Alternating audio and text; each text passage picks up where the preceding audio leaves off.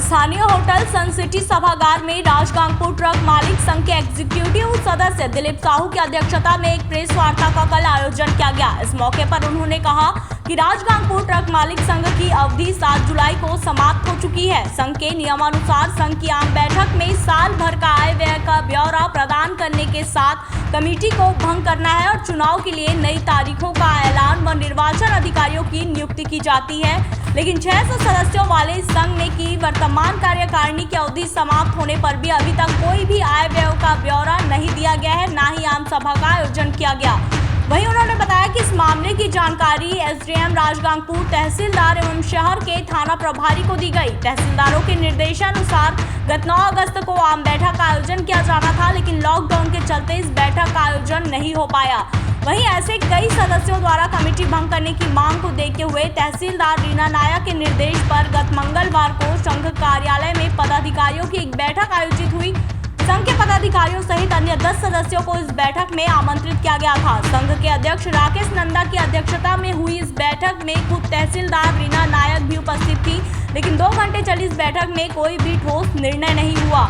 वहीं दूसरी ओर दिलीप साहू ने बताया कि इस बैठक में अध्यक्ष राकेश नंदा से आय व्यय का इनके द्वारा ब्यौरा मांगा गया, पर उन्होंने धमकाते हुए कहा कि तुम कौन हो, तुम्हें हिसाब किताब का लेखा जोखा बताया जाए, जबकि संघ के सदस्यों का अधिकार है कि वह इस बाबत पूछताछ कर सकते हैं। हमारे दोनों के बीच का बकझक का मामला थाने जा पहुंचा और अध्यक्ष राकेश नंदा ने मेरे खिलाफ एक झूठी एफआईआर दर्ज कराई, तो मैंने भी काउंटर केस दर्ज कर अपनी सुरक्षा की गुहार लगाई है। वहीं दूसरी ओर उन्होंने कहा कि इस मामले में प्रशासन के निर्णय को सम्मान दिया जाएगा। वहीं गत कुछ दिनों पहले डालमिया सीमेंट की कंपनी की ओर से पैकिंग हाउस से साइटिंग तक का भाड़ा 131 रुपए टन के हिसाब से निर्धारित किया गया, लेकिन अध्यक्ष राकेश नंदा ने 60 गाड़ कर 60 रुपए टन करवा दिया। इसका कुछ सदस्यों के द्वारा विरोध करने पर उसे बढ़ाकर 74 रुपए कर दिया गया। मैंने इसका पुरजोर विरोध कर काम को रुकवा दिया, तो कंपनी की ओर से 115 रुपए टन निर्धारित किया गया। इस बात को लेकर अध्यक्ष ने मेरे से काफी नाराजगी जाहिर की। वहीं दूसरी ओर उन्होंने बताया कि जब भी मैंने संघ के सदस्यों के हित की बात करने की कोशिश की, वहां मुझे धमकाते हुए नाराजगी जाहिर करते हुए नजर आए। 2 साल का आय व्यय का ब्यौरा इनके द्वारा नहीं दिया गया, ना ही संघ के सदस्यों के लिए किसी भी प्रकार का डेवलपमेंट कार्य किया गया, ना ही संघ कार्यालय के लिए कभी सदस्यों के हितों के बारे में सोचा ही नहीं गया। विरोध करने पर जान से मारने की धमकी देने की कोशिश की गई, इसलिए मैंने भी थाने में आकर अध्यक्ष के खिलाफ एफआईआर दर्ज करवाई है और अपनी सुरक्षा की गुहार लगाई है। संघ के अध्यक्ष राकेश नंदा उर्फ बब्बू भाई की प्रेस वार्ता में उन्होंने सदस्य दिलीप साहू पर दुर्व्यवहार एवं अपशब्दों का प्रयोग करने की जानकारी दी और एफआईआर के बारे में जानकारी देते हुए प्रशासन से सुरक्षा की गुहार लगाने के बारे में बात कही। वहीं दूसरी ओर एग्जीक्यूटिव सदस्य दिलीप साहू द्वारा आयोजित प्रेस वार्ता में उन्होंने आरोपों का खंडन करते हुए गत दिनों हुई संघ कार्यालय में आयोजित बैठक की जानकारी दी और संघ के अध्यक्ष राकेश नंदा के नाराजगी का कारण बताते हुए पुलिस प्रशासन से अपनी सुरक्षा की गुहार लगाई है। अब विगत 3 दिनों में 2 बार प्रेस वार्ता का आयोजन हुआ और इसमें एक दूसरे पर आरोप प्रत्यारोप का दौर चला। प्रशासन को चाहिए कि मामले की जांच पड़ताल कर मामले को सुलझाने का प्रयास करे और यह वर्तमान समय की मांग भी है।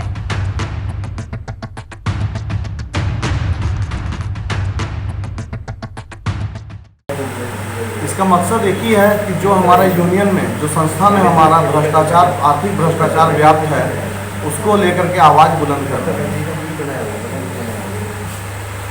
हाँ, इसमें हम लोग का ऑफिस में मैं प्रेसिडेंट से हिसाब किताब पूछने के कारण से वो मेरे ऊपर एफआईआर थाना में की है और मुझे जान से मारने का धमकी भी दिए थे, तो उस बाबत मैं भी उनको काउंटर एक एफआईआर किया हूँ। तो हिसाब पूछने से अगर गलत हो जाता है आदमी और पुलिस प्रशासन के पास एफआईआर केस जाता है, तो ये एक गलत मैसेज जाता है कि संस्था का पैसा को लेकर अगर कोई व्हिसिल ब्लोअर अगर सवाल पूछता है तो ये सच्चाई को दबाने की कोशिश किया। हमारा संस्था में विगत 2007 से चुनाव होता आया है और उसका हिसाब किताब बनता है। संस्था का नाम बताइए आप। ट्रक ओनर्स एसोसिएशन राजगांगपुर हमारा संस्था का नाम है और ये रजिस्टर्ड संस्था है 1991 से। अभी फिलहाल 600 मेंबर के आसपास है। वार्षिक इंटरनल ऑडिट होता है, कभी बाहरी ऑडिट नहीं हुआ है और 2007 से पैसा का हिसाब किताब वार्षिक लगभग 40 लाख रुपया का सालाना हिसाब किताब है, जो इस साल कोरोना काल में भी 37 लाख 10 हज़ार रुपये के आसपास का कलेक्शन है। तो अभी के लिए बस इतना ही। तब तक के लिए हमें दीजिए इजाजत और इसी प्रकार की लेटेस्ट और रोचक खबरों से जुड़े रहने के लिए बने रहिए हमारे साथ nationupdate.in में। और हाँ, आप खबरों से हर पल अपडेट रहने के लिए आप गूगल प्ले स्टोर से डाउनलोड कर सकते हैं nationupdate.in का ऐप।